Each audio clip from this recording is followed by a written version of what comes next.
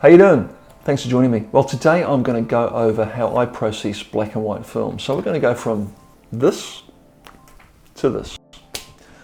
Stay around and check it out.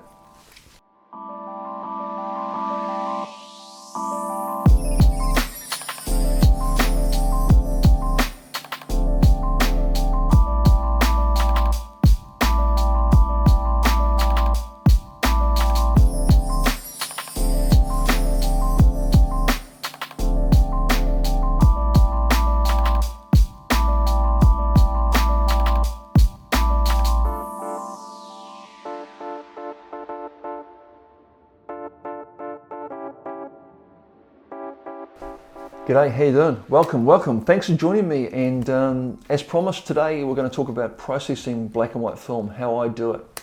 So today I'm going to show you that. I'm just going to share you my kind of, a few tidbits and just show you what I do and my philosophy behind it. And hopefully you'll get something out of it. So before I start, just to kind of preface that, a couple of key points to do with digital enhancement and just merging film photography with digital photography. So, this is the controversial side of things. There's two camps. There's basically the traditionalists that will go out, shoot, develop, and darkroom print. And then there's guys like me, hybrid guys, which kind of shoot, develop, and then we'll go and take it through to a digital process, scan, and then editing in Lightroom.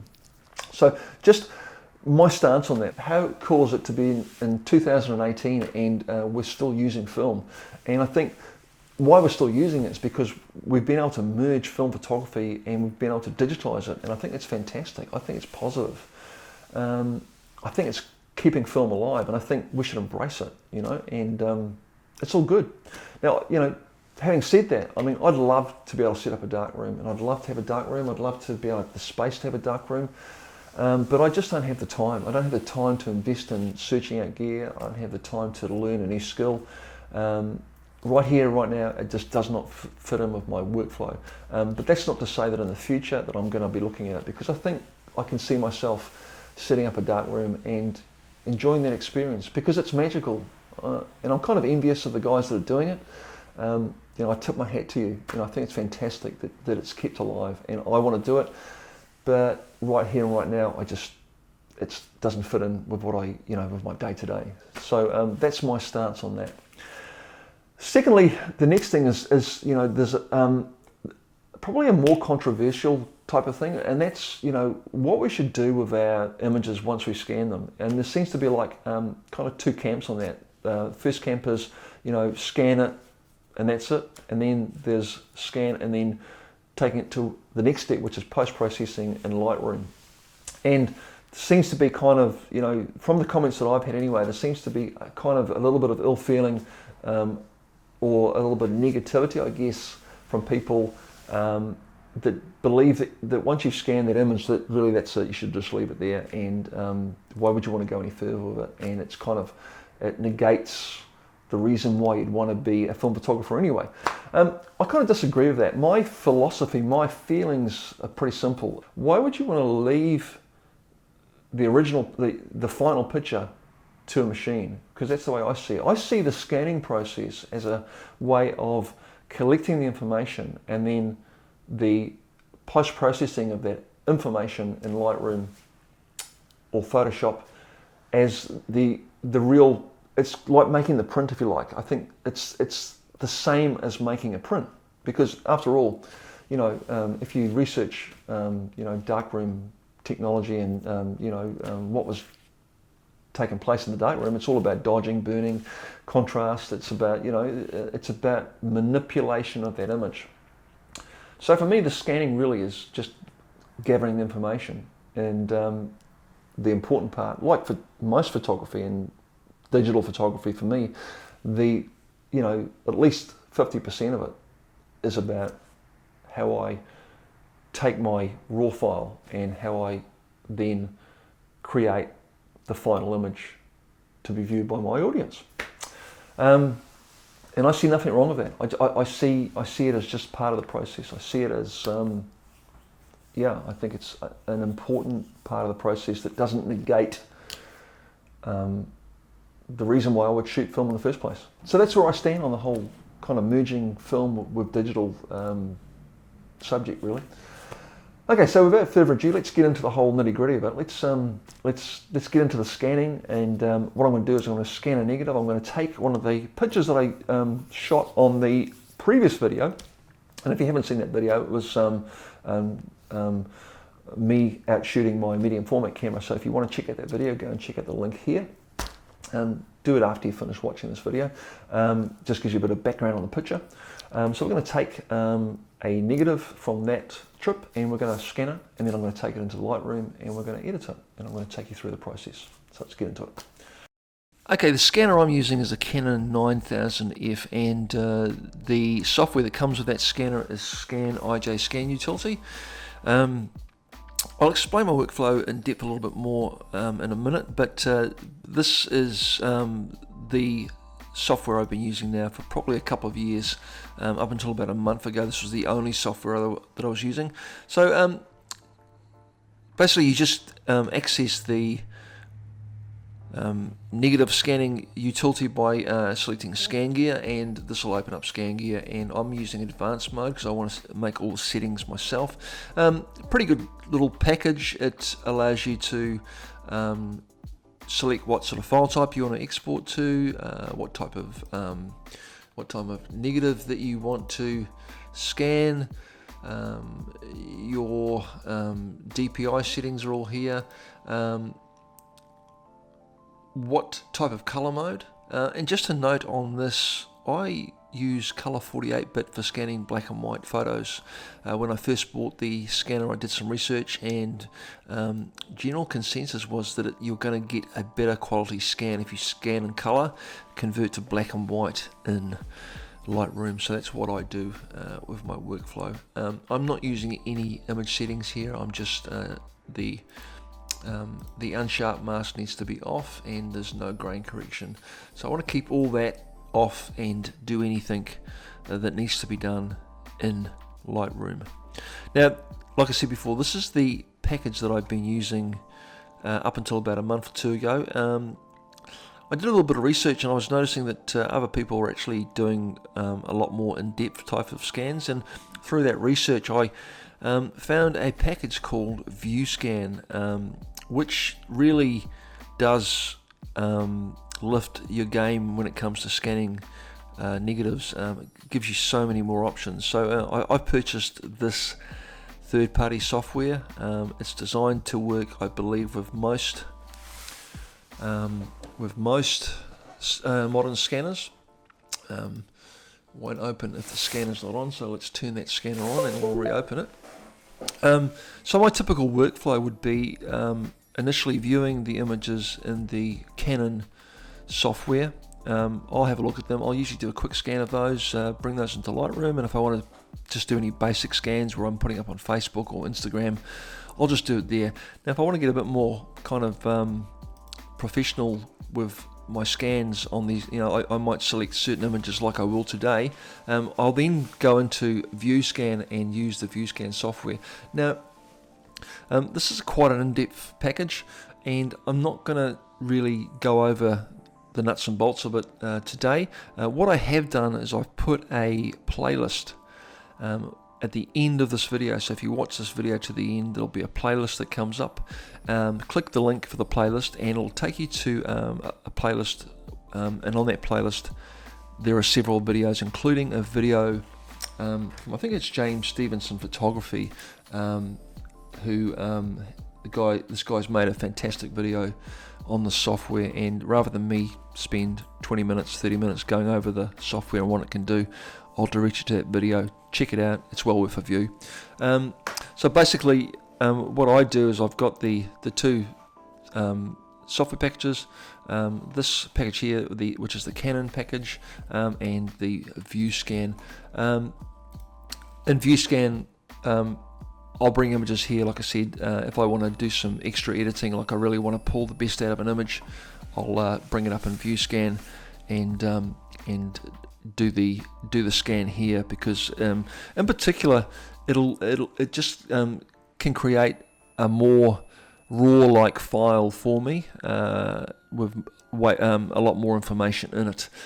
Particularly, one of the things to note here is that you can actually do multiple passes of scans. So you can do up to 16 passes, I think it is, 15 or 16 passes on any one particular image. So what that means is that you can actually it'll do some layer scans and provide you with a final scan that's going to contain a lot more information for you to work with in Lightroom. And again, like I said before, really what I'm doing with my scanning is I'm scanning to get information. I'm not scanning it to get the final image. If you want to set this up to get you a pretty much, an image that's can be used straight away, you can do that.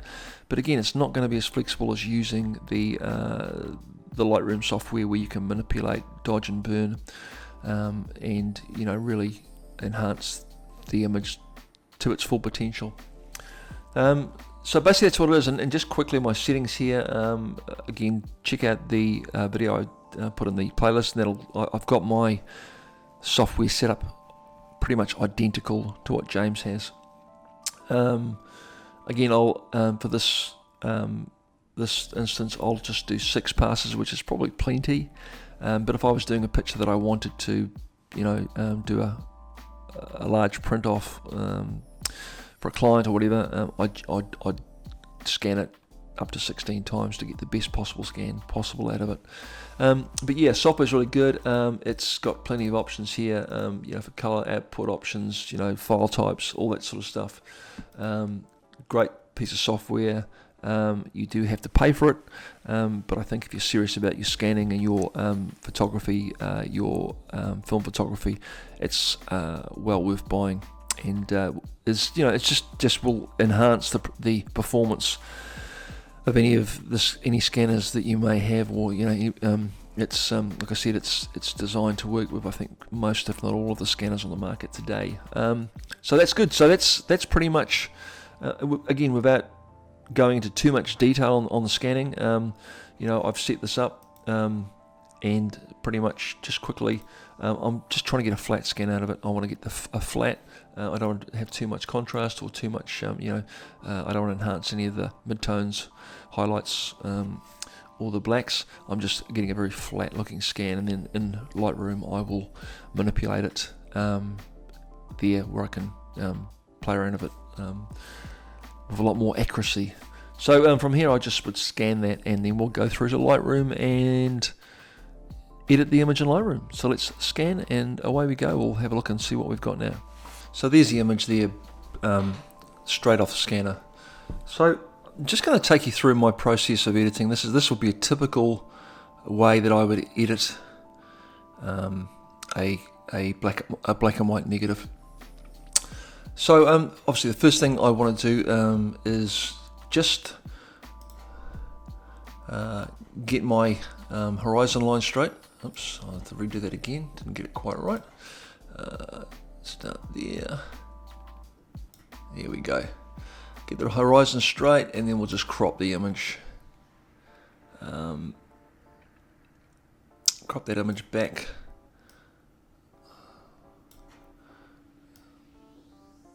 Get rid of the unwanted area, and there we go. Okay, so I guess one of the main reasons we're going to bring this into Lightroom, we want to clean the dust off the picture. Now I find the best way to do that is to just give it some dehaze there. If you actually, while we're doing this, just before I do this, just want to show you how much information we have on the image here. Look at the, we've got a fair bit of information there. There's that scan is really good. It's really good. So anyway, let's go through the cleanup of the dust as the first exercise. What I like to do is just give it heaps of dehaze. When you give it a heaps, and then I'll give it a bit of increased exposure, and that really brings out any dust marks in there. So I'm not going to go through the whole image, but just quickly how I basically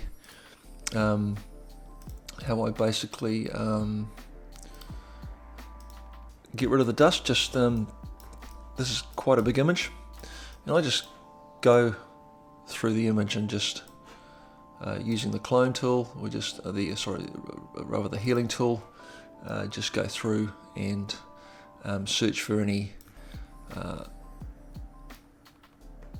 marks, dust, depending how finicky you want to get with that. For instance, if I've got scratches like this, I like to do them in 2 parts, just do them and bring that clone tool down as small as possible. I just like to join them like this, and that way you get a lot nicer, cleaner, more accurate cleaning of the image. Here's a good example here. We've got a scratch here, so we'll just start from the top and just do it section by section. Just clean that up a little bit at a time, rather than doing the whole thing in one hit. This one here is not too bad. I'll just do one whack with that. Again, really it's a personal thing, and it depends how clean you want to get the image and how perfect you want to do it. But again, there's some more scratches there. See if I do that, I'll get away with that there, but not quite as accurate. I prefer to do, like I said, just do them little bit by little bit. That way you get a really nice clean job of it. This image is not too bad. It's pretty good. Okay, I think I'll just leave it there. Again, for the exercise, really. Actually, we'll just go and take those 2 pieces out there because they're quite bad. I'll just do that one stroke, and the same with that. Yeah. Okie dokie. Okay, so that's we'll just bring the contrast, the exposure back to normal, bring the dehaze back to normal, and there's my image. And really, from here, what I'm trying to do really is trying to replicate what I saw on the scene, and the vision that I had for the picture when I took it, and really where I was standing, I just wanted to create almost like a silhouette of, I just like the shape here, the way it just, and I just like the way I've placed that right on the edge of the image. We've got the rock here, and then we've got, our horizon line here, and then the water. If you didn't see the video, and I have kind of forgotten that maybe a lot of you that are watching this video didn't see the original video that I took this picture on, I'll put the link again up there in the corner. It's going to come up now. But yeah, this is a long exposure, and I think this was about 1.5 minutes.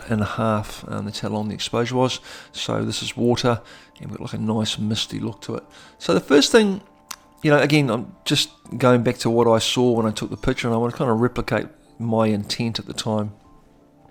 So the first thing really is just to get exposure right. I want to just get the and again, paying attention to the histogram, the same as what you would do if you were editing a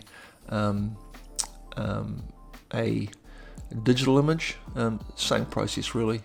I'm just going to bring those highlights down a little bit. Going to leave the shadows where they are. Again, I don't want to bring out the detail on this rock here because it really defeats the purpose of why I took the picture in the first place. I want to get a contrasty shot, and I want to really create this silhouette-y look here without being too, I could bring that right back, but it's going to look too fake, and it kind of, I think it's over-processing it. So I'm going to sort of bring that back to about there, bring up my whites a bit. As a rule of thumb, I don't touch clarity, dehaze, either of those when I'm doing anything with film.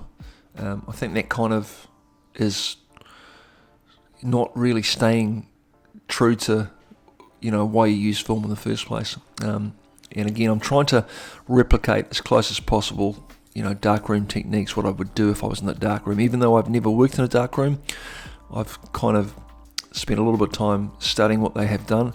So I want to try and stay as close to that as I possibly can. That's just how I like to deal with it. So the only thing that I do is I'll put a gradient here because I just want to bring out a bit of detail in that sky. Probably just contradicted myself a little bit there, but just not too much. I just want to just bring that down a little bit, because I want to get the details of those clouds. I just think that's an important part of the picture. Yeah, and really, you know, to be honest with you, like, that's really all I want to do to the picture. That's all I really want to do. I'm going to put a little bit of sharpening on there, maybe, just to accentuate this line here. We'll just mask that right off to about 90.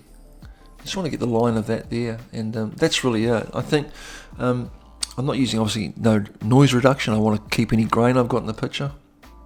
But that's it. I mean, that's really it. I mean, for the bulk of the pictures that I do, for the bulk of the work I'm doing with film, that's really all I do. I've just keep it pretty simple. I'm just working with contrast.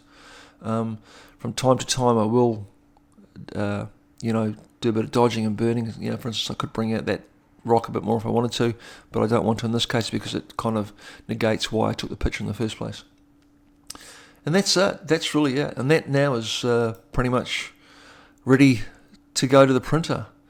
So I'm going to send that to the printer, print it out, and job finished.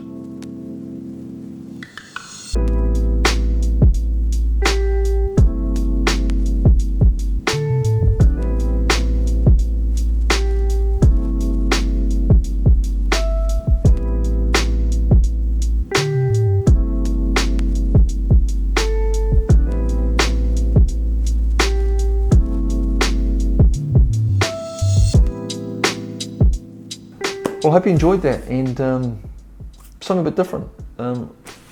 Didn't really intend this to be a tutorial type channel, but from time to time we'll do this kind of stuff. That's it, that's me, and I'm going to go. That's a wrap. Please subscribe if you haven't done so already, and until next time, take care. I'll see you again. Haere rā from New Zealand. Goodbye.